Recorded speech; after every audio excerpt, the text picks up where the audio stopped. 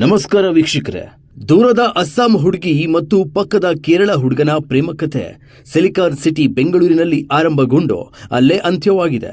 ಅಸ್ಸಾಂ ಹುಡುಗಿಯನ್ನ ಬರ್ಬರವಾಗಿ ಹತ್ಯೆ ಮಾಡಿ ಕೇರಳ ಯುವಕ ಪರಾರಿಯಾಗಿದ್ದಾನೆ. ಉದ್ಯೋಗ ಆರಿಸಿಕೊಂಡು ಸಿಲಿಕಾನ್ ಸಿಟಿಗೆ ಬಂದಿದ್ದ ಯುವತಿ ನೋಡ್ತಾ ನೋಡ್ತಾ ಪ್ರೀತಿಗೆ ಬಿದ್ದಿದ್ದಾರೆ. ಪ್ರೀತಿ ಮುಂದುವರೆದು ಇಬ್ಬರು ಲಿವ್ ಇನ್ ರಿಲೇಶನ್ಶಿಪ್ ನಲ್ಲಿದ್ದು ಒಂದೇ ಫ್ಲಾಟಿನಲ್ಲಿ ವಾಸವಿದ್ದು ದಿನ ದೂಡುತ್ತಿದ್ರು. ಆದರೆ ಬೆಂಗಳೂರಿನ ಇಂದಿರಾನಗರ ರಾಯಲ್ ಲಿವಿಂಗ್ ಅಪಾರ್ಟ್ಮೆಂಟ್ ನಲ್ಲಿದ್ದ ಈ ಕೇರಳದ ಯುವಕ ಅಸ್ಸಾಂ ಮೂಲದ ಯುವತಿಯನ್ನ ಕೊಂದು ಪರಾರಿಯಾಗಿದ್ದಾನೆ. ಆರವ್ ಅನಾಯ್ ಪರಾರಿಯಾದ ಆರೋಪಿಯಾದ್ರೆ ಯುವತಿ ಮಾಯಾ ಹೆಣವಾಗಿದ್ದಾಳೆ.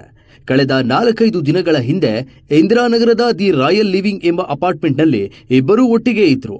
ಆದರೆ ಕಳೆದ 3 ದಿನಗಳ ಹಿಂದೆ ಇಬ್ಬರ ನಡುವೆ ವೈಮನಸ್ಸು ಮೂಡಿದೆ.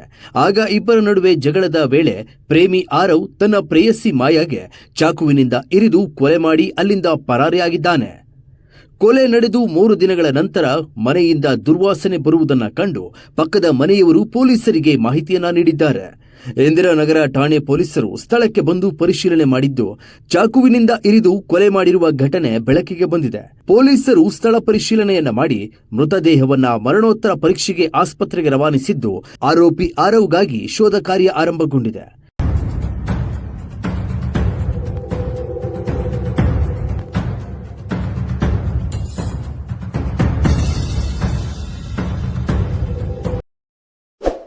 ಹೆಚ್ಚಿನ ಮಾಹಿತಿಗಾಗಿ ನ್ಯೂಸ್ 21 ಕನ್ನಡವನ್ನ ಲೈಕ್ ಮಾಡಿ, ಸಬ್ಸ್ಕ್ರೈಬ್ ಮಾಡಿ.